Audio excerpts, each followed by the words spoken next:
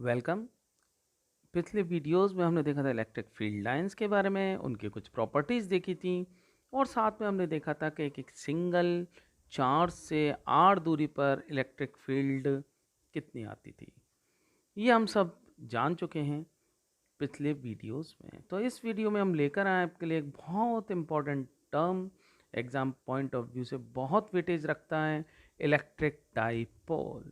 और इस वीडियो में हम इलेक्ट्रिक डाइपोल से 2 पॉइंट्स पर, इक्वेटोरियल और एक्सियल पर, हम इलेक्ट्रिक फील्ड को कैलकुलेट करेंगे कि कितना मैग्नीट्यूड आता है।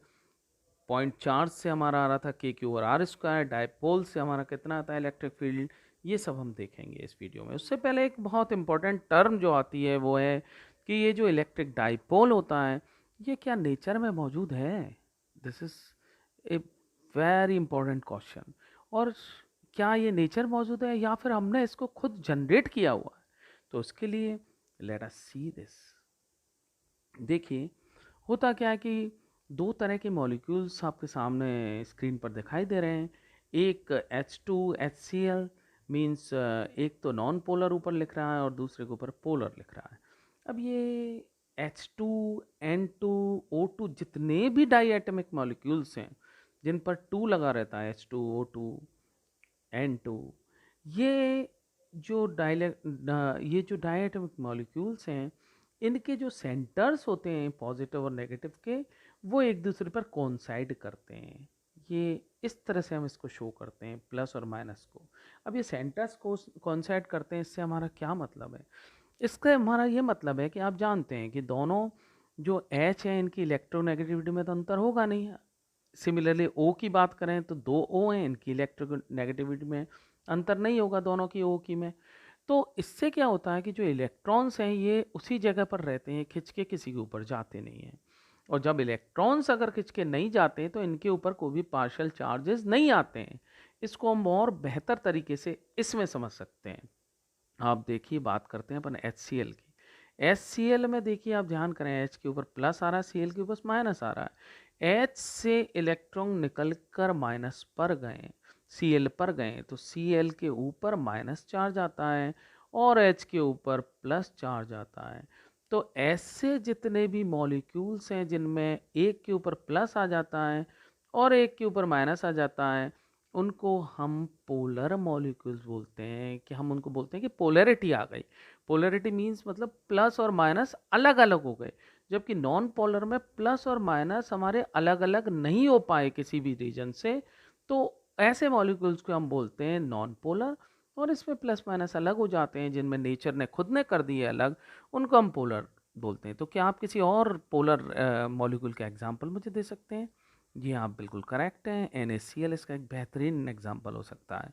अब अगर हम बात करते हैं, क्या नॉन पोलर को हम पोलर बना सकते हैं?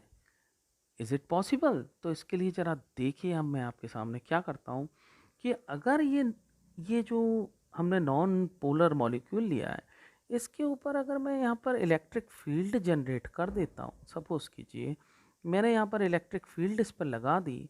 अब इस इलेक्ट्रिक फील्ड से क्या होगा, क्योंकि इनके जो प्लस और माइनस हैं वो एक दूसरे पर कॉन्साइड कर रहे हैं। तो देखिए, इलेक्ट्रिक फील्ड के आप अच्छी तरह से पिछले वीडियो में जानते हैं, प्लस इससे अवे जाएगा और माइनस इसके इलेक्ट्रिक फील्ड के अपोजिट आएगा। तो ये प्लस इसके अलोंग जाएगा और माइनस यहाँ आने से, तो देखिए इन दोनों के सेंटर्स, अब ये दोनों माइनस और प्लस जो है एक दूसरे से अलग हो गए।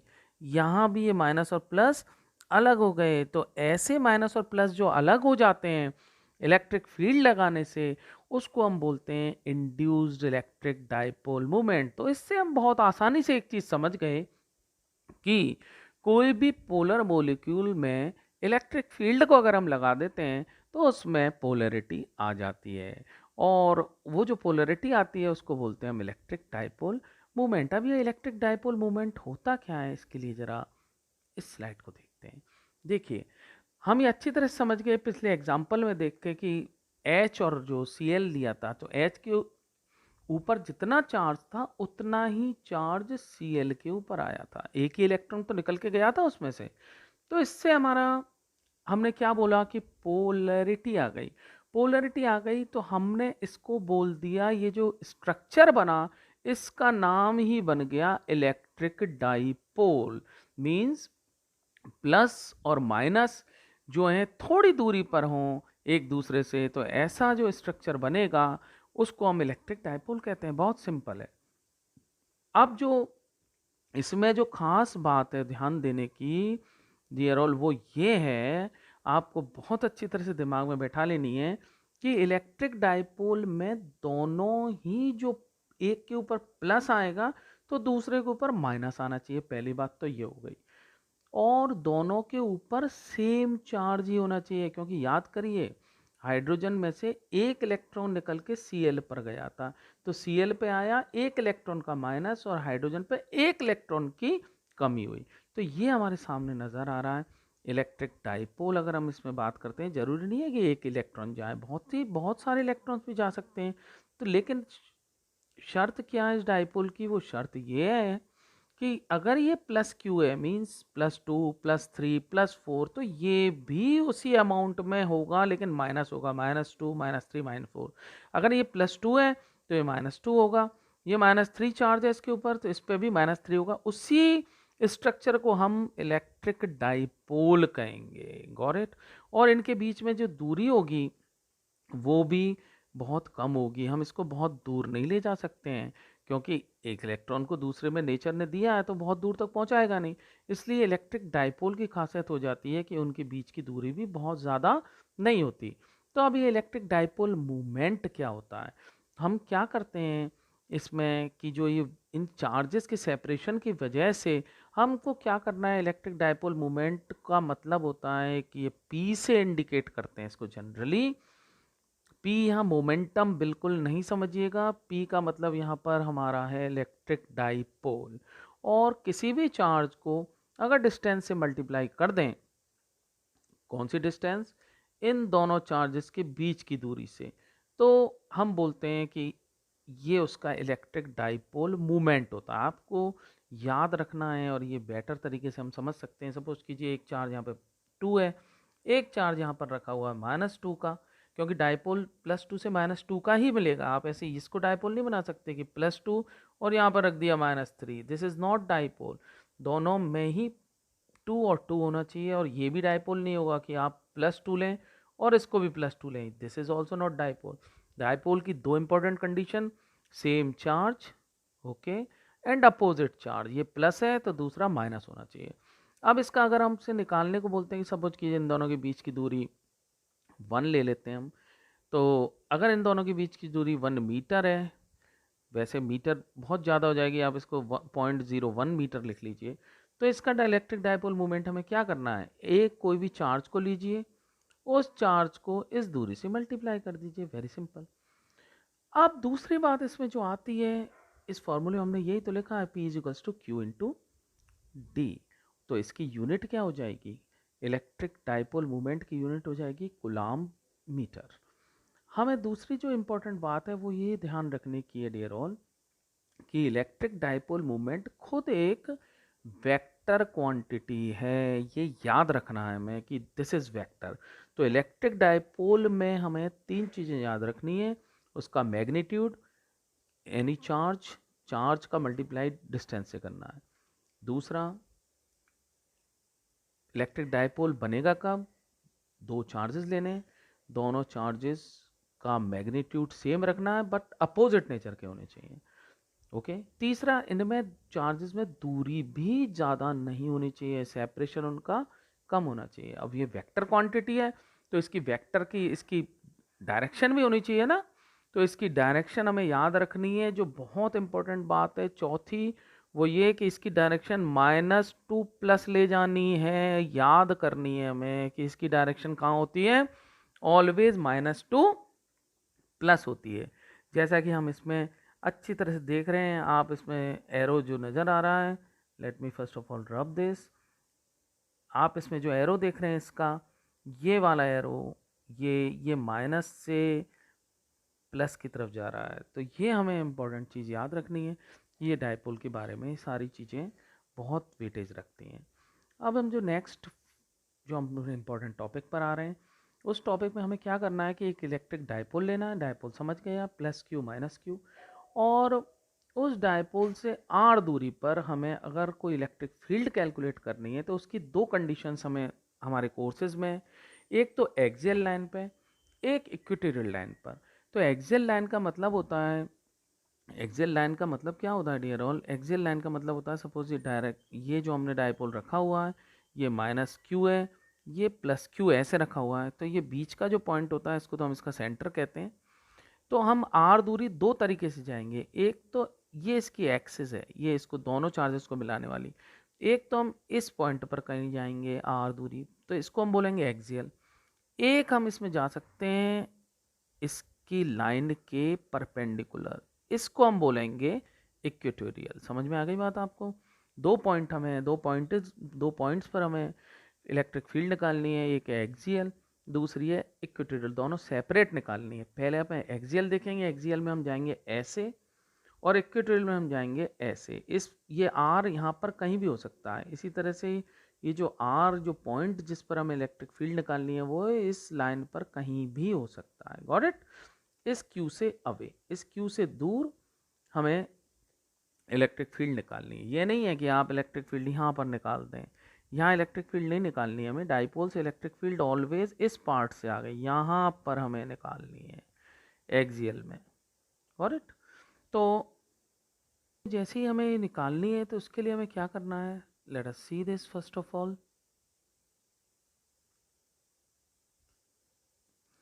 ये देखिए हमारे पास में एक इलेक्ट्रिक डाइपोल लिया हुआ है, एक प्लस क्यू है, दूसरा माइनस क्यू है, ठीक है। अब इन दोनों के बीच की दूरी हमने कितनी अपनी कन्वीनियंस के लिए 2a ले ली है, तो सेंटर से यहाँ तक की दूरी a लिख दी है, यहाँ से सेंटर से a लिख दी है। हम निकाल रहे हैं इसको electric field intensity at axial position to the dipole. Intensity का मीन्स हम इलेक्ट्रिक फील्ड निकालने वाले हैं, और यहाँ पर जो डिस्टेंस है ये याद रखना है, जो r डिस्टेंस है एक्सियल में निकालने हैं तो डेफिनेटली इधर कहीं भी हो सकता है, ये पॉइंट यहाँ भी ले सकते हैं अपने, यहाँ भी ले सकते हैं, हमने इसको राइट हैंड पे लेके निकाल रहे हैं। और इसमें ये जो दूरी नापी है हमने, जो इस पॉइंट, ये पॉइंट होगा स्पेस में, ध्यान रखिएगा ये कहीं भी पॉइंट हो सकता है। जैसे इलेक्ट्रिक फील्ड में भी हम जो निकाली थी चार्ज से, तो उसमें कोई पॉइंट था चार्ज से, कहीं भी हो सकता है वो दूर। इसी तरह डाइपोल से आर दूरी पर, अब ये आर दूरी कहाँ से है ये हमें याद रखनी है, आर दूरी इसके सेंटर से, यहाँ से आर दूरी पर इस जगह पर इलेक्ट्रिक फील्ड हमें निकालनी है एक्सियल की अगर हम बात करते हैं तो। ये देखिए आपके सामने ये पॉइंट हमने दिखा दिया P, जो कि सेंटर से आर दूरी पर, 1 और 2 लिख रहे हैं जो चार्जेस हैं, प्लस क्यू चार्जेस को हमने 1 लिख दिया है, माइनस क्यू को हमने 2 मान लिया है। और इन दोनों चार्जेस के बीच में दूरी कितनी लिखी हुई है हमने, 2a है, और सेंटर से दूरी a है। नेक्स्ट में हम देखते हैं, अब ये क्योंकि आप देख रहे हैं इसमें मैथमेटिक्स से हम समझ सकते हैं यहाँ से दूरी हमारी कितनी है, इधर से दूरी r माइनस ए हो जाएगी, क्योंकि ये पूरी दूरी यहाँ से यहाँ तक r है। अब इसमें से a को सब्ट्रैक्ट कर दीजिए, तो ये इतनी हमारी कितनी बची, r माइनस ए। इस पूरी में से इतने हिस्से को सब्ट्रैक्ट कर देंगे तो ये हिस्सा बचा। क्यों? क्योंकि हमें इंडिविजुअल चार्जेस से ई निकालनी है, ये ध्यान रखिएगा। के क्यू ओवर आर स्क्वायर निकालना है दोनों से, फर्स्ट इससे फिर इससे, फिर नेट हम ई इसमें देखेंगे। देखिए कैसे, अब इसमें ये जो फ्लैश कर रहा है आपका प्लस क्यू, इससे हमने E1 जो देखा, अब E1 की डायरेक्शन आप अच्छी तरह से देख लीजिए, क्योंकि ये प्लस है, बिना डायरेक्शन के इसमें गड़बड़ हो जाएगी। E की ऑलवेज हमें डायरेक्शन लगानी होती है, तो प्लस से E ऑलवेज क्या होता है, दूर होता है, उससे अवे होता है, उससे रिपेल मारता है। तो इससे हमने ई की डायरेक्शन दी, तो ये ई की डायरेक्शन का एरो इधर आया, इसको हमने E1 मान लिया क्योंकि चार्ज 1 है। और इसका मैग्नीट्यूड देखिए, प्लस क्यू से अभी इसको भूल गए हैं, इसको अभी हम कंसर्न नहीं है, हम इससे एक बार में इसी को लेना है, इंडिविजुअली लेने हैं दोनों की अलग अलग, अभी फिलहाल इसी से लेना है हमें। तो इससे E1 कितना निकल के आएगा अपना, के Q over are minus A का होल स्क्वायर। अब ये आर माइनस ए का होल स्क्वायर क्यों, क्योंकि यहाँ से जरा दूरी देखिए इस पॉइंट की, ये दूरी, यही इसी का तो के क्यू ओवर आर स्क्वायर करना है, इसी दूरी का तो हमें स्क्वायर करना है। और यहाँ ये पी कैप क्या है, पी कैप का मतलब अभी हमने बताया था आपको कि जो इलेक्ट्रिक डाइपोल मोमेंट की दिशा क्या होती है, माइनस से प्लस की तरफ होती है ना। तो इसको वेक्टर फॉर्म में अगर हमें लिखना है तो इसको, क्योंकि ये E1 क्या P की दिशा में नहीं जा रहा, P भी तो इधर ही है, लेफ्ट टू राइट, माइनस से Q की तरफ, और E भी इधर ही है, लेफ्ट टू राइट, इसलिए हमने इसकी डायरेक्शन को P कैप के अलोंग लिख दिया। अब P कैप क्या है? P कैप यूनिट वेक्टर है ऑफ P, यानी इलेक्ट्रिक डायपोल मोमेंट का। और हम जानते हैं अगर किसी भी चीज़ को यूनिट वेक्टर से मल्टीप्लाई करते हैं तो मैग्नीट्यूड पर कोई फ़र्क नहीं आता। तो इससे हमारी ये वैल्यू आई वो E1 की। अब E2 को देखते हैं ज़रा। E2 के लिए सबसे पहले डिस्टेंस आप इस फिगर में पॉज करिए, आप देखिए इसको कि आप इस E2 के लिए डिस्टेंस निकालने के लिए are you okay? I hope it is okay. यहाँ से यहाँ तक की दूरी R है, तो Q जो है इसमें ऐड कर देंगे ये प्लस ए, तो R प्लस ए दूरी हो गई इस पॉइंट की। यहाँ ध्यान रखिए बहुत मिस्टेक हो जाती है, यहाँ पर जो प्लस से Q से और माइनस Q से पॉइंट एक ही होगा, दूरियां बदलनी हैं, ये ध्यान रखिएगा, ये बहुत इंपॉर्टेंट चीज़ है। अब जरा इसके लिए जब E2 की वैल्यू निकालते हैं तो E2 देखिए यहाँ पे फ्लैश कर रहा है माइनस Q, इसको देख रहे हैं, इसको भूल रहे हैं अभी, प्लस Q को हम बिल्कुल कंसर्न नहीं है, इसको मैं छुपा देता हूँ। तो यहाँ से देखिए E2 की डायरेक्शन को ज़रा ध्यान दीजिए, E2 की डायरेक्शन अंदर की तरफ आएगी, इसमें अंदर की तरफ लिखनी है, याद रखिएगा, बहुत इंपॉर्टेंट चीज़ है, दोनों की डायरेक्शनों को देख लो, प्लस Q से अवे और माइनस से इसकी अंदर की तरफ, हम इसको जानते हैं। और अगर आपने ये वीडियो नहीं देखा है अपना पुराना तो उसमें ज़रूर देखिए इसमें डायरेक्शंस को कैसे देते हैं इलेक्ट्रिक फील्ड की, please go through that video. अब जरा इसको हम E2 को लिखेंगे तो यहाँ पे डिस्टेंस कितनी है R प्लस ए, तो E इज इक्वल्स टू के Q over R plus A का होल स्क्वायर लगाएंगे, ये यहाँ पे हमने लगा दिया। अब अगर डायरेक्शन की बात करते हैं तो माइनस पी कैप क्यों आया? क्योंकि P तो इधर है राइट हैंड की तरफ, लेकिन ये किधर है, लेफ्ट है, तो ऐसे में वेक्टर्स को हम अपोजिट दिखाना पड़ता है ना, तो इसलिए हमने ये माइनस लगा दिया, माइनस पी कैप। अब इससे आगे का जो भी पार्ट है, इसमें आगे की बहुत कैलकुलेशंस हैं, उनको मैं आपको अब अलग से इसको दिखाता हूँ, प्लीज़ आप उनको हैंड टू हैंड नोट करते जाइए, it is very important part. Here we go. तो E जो है E1 vector plus E2 vector. अब यहाँ देखिए आप E1 और E2 जो हैं वो अपोजिट हैं एक दूसरे के, सो ई नेट जो होगा E1 माइनस E2 होगा, क्योंकि एक इस डायरेक्शन में E1 है और E2 हमें इस डायरेक्शन में आ रही है, तो ई नेट जो है E1 माइनस E2 हम इसमें लिखेंगे। तो इनके मैग्नीट्यूड्स हम लिख देते हैं। E1 का मैग्नीट्यूड जो हमने निकाला हुआ था वो देखिए ये है K Q over this R1 minus A का होल स्क्वायर और के क्यू ओवर दिस, इन दोनों के मैग्नीट्यूड को जैसे ही लिखते हैं, now we are taking LCM, हम इनसे एलसीएम ले लेते हैं। ये देखिए हियर वी गो, तो यहाँ पर हमने इनका एलसीएम लिया, एलसीएम लेके यहाँ के क्यू को जो हमने कॉमन लिया है, कॉमन लेके ब्रैकेट स्टार्ट किया है हमने, तो यहाँ आर प्लस ए का होल स्क्वायर और इधर आर माइनस ए का होल स्क्वायर, ये दोनों कट जाएंगे डिवाइड लेके, दिस वी गेट। अब नेक्स्ट स्टेप में हम यहाँ पर इसको एक्सपेंड करने वाले हैं, लेट अस एक्सपेंड इट। तो जैसे हम इसको एक्सपेंड करते हैं तो वी गेट दिस, देखिए यहाँ पर हमने इसको एक्सपेंड किया, आर प्लस ए का whole square, R square plus A square plus 2r है, या माइनस का निशान है ये लगाया, और आर माइनस ए को हमने एक्सपेंड किया, तो आर माइनस ए को जैसे हमने एक्सपेंड किया तो ये हमें मिलेगा R square plus A square minus 2r है, ठीक है। और इसके आगे लग रहा था माइनस, हमने इसके चिन्हों को बदल दिया, सो वी गेट दिस। तो इसको करने के बाद में अब जो यहाँ पर इम्पोर्टेंट चीज़ है वो ये है डियर ऑल, कि जो हमने जो इसमें नीचे लिखा है R square plus R square minus A square whole square, ये कैसे आया, ये थोड़ा सा पॉइंट ऑफ कंसिडरेशन है, इसको देखते हैं ज़रा। तो इसके लिए हम क्या करें, देखिए इस स्टेप को देखिए, ये जो हमारा लिखा हुआ है, ये जो लिखा हुआ है इसकी बदली हमने उठा के इसको लिखा है ये, तो ये कैसे आया ज़रा इधर देखिए, इसको हम लिख लेते हैं आर माइनस ए और आर प्लस ए, ये एक सेट हो गया। दूसरे सेट में फिर इसको लिख देते हैं आर माइनस ए और आर प्लस ए। अब ये दोनों R minus A, R minus A, R minus A का होल स्क्वायर है, इसको दो में तोड़ लिया, इसको भी हमने आर प्लस ए को दो में तोड़ लिया। अब ये हमें क्या मिल रहा है, ये एक सेट हमें क्या मिल रहा है, ये हमें मिल रहा है R square minus A square, और दूसरा सेट हमें क्या मिल रहा है, ये अगेन हमें मिल रहा है R square minus A square. तो इन दोनों को हमने उठा के इस तरह से यहाँ पर लिख दिया, करेक्ट। इन नेक्स्ट स्टेप हमें क्या करना है, इसमें जैसे ही हमने इसको इतना लिखा तो अब यहाँ पर हमें थोड़ी मैथमेटिक्स करनी है। इस मैथमेटिक्स में क्या है, ये आर स्क्वायर ये सब कैंसिल करेंगे, ये टर्म्स। इसको कैंसिल करने के बाद ये जैसी हमारी कैंसिल होगी तो what we are going to get, ये दोनों जो हैं ऐड होंगे। तो ये ऐड होंगे तो लेट अस से ऐड देम। तो हमने इनको KQ4R ए, यहाँ KQ4R A upon R square minus A square का whole square will get, correct.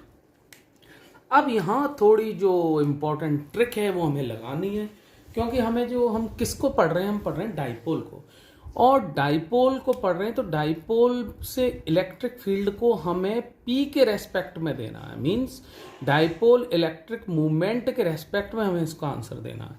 तो हमें यहाँ पर कैसे भी करके डाइपोल मूवमेंट यानी P लाना है। और P हमारा कितना होता है, P अच्छी तरह जानते होते हैं। P क्या होता है, P होता है any charge multiplied by the distance between the charge. तो यहाँ पे हमें डिस्टेंस 2a माना हुआ था, तो हम P इक्वल्स टू Q2a रखना चाहते हैं। तो देखिए हमारे पास में Q भी है, A भी है, बस 2 नहीं है। तो इस 4 को हमने इसमें इस तरह से तोड़ लिया। तो जैसे हमने 4 को तोड़ा 2K और Q2a में इंटू R, ये हमने इसको अलग रख लिया। I hope this step is clear. और जैसे हमने इसको अलग रखा तो हमें यहाँ पर अब ये P मिल गया, क्योंकि ये जो है दिस वन इज P, तो this one is equal to P। तो इसको उठा के इस P की वैल्यू को, ये P जो है इस P को हमने यहाँ पर रख दिया। तो जैसे हमने रखा तो वी गेट दिस। तो 2KP R अपॉन R4। अब यहाँ R4 कैसे आया, इसके लिए हमें ये कंडीशन जो आप देख रहे हैं R is greater than A, इसका यूज़ किया। देखिए हुआ क्या था, आपको अगर याद हो तो ये हमारा जो डाइपोल बना हुआ था, तो ये पॉइंट जो हमने माना था ये R था। अगर हम क्या करें, इस पॉइंट को बहुत दूरी तक ले जाएं और ये A जो है इसका बहुत कम हो, तो इसका मतलब ये इसके रेस्पेक्ट में हम इसको नेग्लिजिबल मानते हुए छोड़ सकते हैं। तो इसमें अगर आप ध्यान दें तो हमारा जो डाइपोल रखा हुआ है इस तरह से रखा हुआ है, और यहाँ से हमने ये दूरी जो है R ली है। अगर ये दूरी बहुत ज़्यादा है, अगर हमने इसको बहुत ज़्यादा दूर लिया in comparison to this A, तो हम क्या करेंगे, इसको नेगलेक्ट करेंगे। तो यहाँ पे हमने इसको नेगलेक्ट किया है। तो इस जगह पे हमने इसको जैसे ही नेगलेक्ट किया है तो इसको हमने रिमूव कर दिया है, यहाँ से बिल्कुल हटा दिया है, क्योंकि इसके कंपेरिजन में इसको घटाया। सपोज करो आपके पास में 1 लाख रुपए हैं, और 1 लाख रुपए में से अगर हम 1 पैसा घटा देते हैं तो 1 लाख ही तो रहने। तो सेम यही, अगर ये बहुत ज़्यादा बड़ा है, ये बहुत छोटा है, तो इसमें से इसको सब्ट्रैक्ट करेंगे तो रिजल्ट में हमें ये R ही रह जाएगा। तो इसका मतलब हमने इसको हटा के इसका जैसे ही यहाँ पे स्क्वायर किया है तो हमें मिला है R4।